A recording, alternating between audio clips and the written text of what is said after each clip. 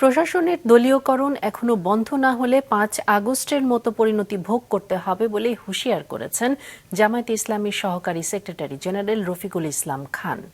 জুলাই জাতীয় সনদ বাস্তবায়নে আদেশ জারি ও উক্ত আদেশের উপর আগামী নভেম্বরে গণভোট সহ ৫ দফা দাবিতে বিকেলে দলের ঢাকা মহানগরী দক্ষিণের আয়োজনে বায়তুল মোকাররমের উত্তরে গেটে কর্মসূচিতে একথা বলেন তিনি।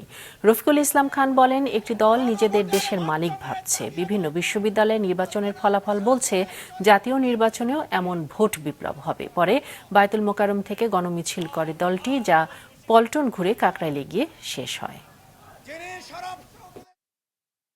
দলবাজি করার ইচ্ছা যদি কোনো নির্বাচন কমিশনারের থাকে, দলবাজি করার ইচ্ছা যদি কোনো পুলিশ কর্মকর্তার থাকে, তাহলে রিজাইন করে আমাদের সাথে রাস্তায় আসেন। কত বড় বাহাদুর আপনি, কত পাকা রাজনীতিবিদ, তখন আমরা দেখাবো।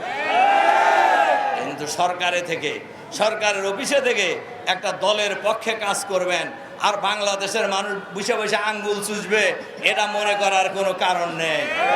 বাংলাদেশ